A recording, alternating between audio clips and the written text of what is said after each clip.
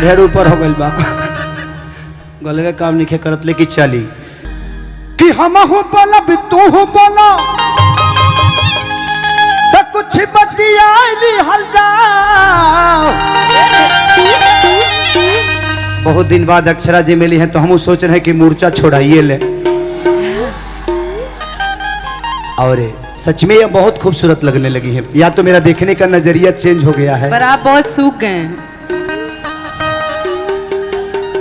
क्या करिए, शरीर से बहुत वर्क हो रहा है। ये कोई जरूरी थोड़ी है आदमी एक एक काम करके दुबरा ला। डेली तो आदमी जागत तो दुबराइए न जाई हो। इंसाने न है कोनो जनरेटर थोड़ी है जो तेल महंग हो तो घींचत रहो।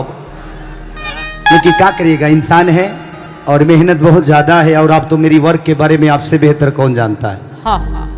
मैं वर्क के लिए कुछ भी कर सकता हूँ। मेरे लिए जीवन में मेरा वर्क ही मेरी जीवन है, मेरी वर्क ही मेरी गर्लफ्रेंड है, मेरी वर्क ही मेरी माँ है, मेरी वर्क ही मेरी पिता है। और आप सब तो ईश्वर हैं जो मेरे वर्क को इतना प्यार और आशीर्वाद देते हैं कि हम हो बोला भी तू हो बोला तो कुछ बतियाली हल जाओ। तो हम हूँ सटब तू हूँ सटा।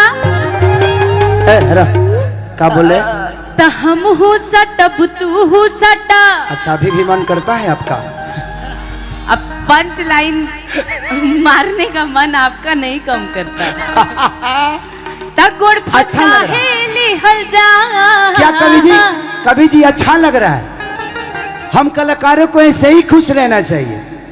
विवाद अपने जगह पे है और हमारे जीवन में विवाद नहीं तो हम कलाकार नहीं। नेता और अभिनेता बिना विवाद के बड़ा नहीं होते हैं। ये विवाद बहुत जरूरी है। और आप अकेले दम पे आज इतने बड़े साम्राज्य को अपना बना लिया, पूरे भोजपुरी के जनता पे आज राज करती हैं। तो आपका मेहनत और आपका ईमानदारी ही आपको बताता है कि आप कितने अच्छे हो। आज जितने लोग यहाँ बैठे हैं सबने अपनी पहचान बनाई है खुद से। यहाँ कोई किसी के स्टार का मोहताज नहीं है। जो कोई स्टार मुझे प्रमोट करेगा तो मैं यहाँ तक पहुँचूंगा, चाहे वो राइटर हो, चाहे वो सिंगर हो, या कोई गायिका हो, या कोई हीरो हो, या कोई हीरोइन हो। सबके अपने मेहनत और अस्तित्व होते हैं और आप उसके मिसाल हैं। दिल से प्रणाम है। कैसे ही मेरे पे दया दृष्टि बनाए रखिएगा। थैंक यू वेरी मच। आप भी कभी भी कुछ भी हो सकता है, समय है। ये कौन हंसता रे मारे में फेंक देबो।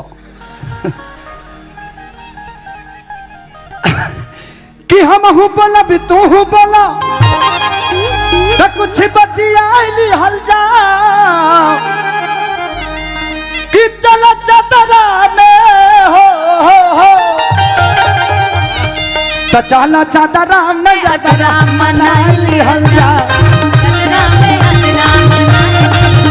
चला चदरा में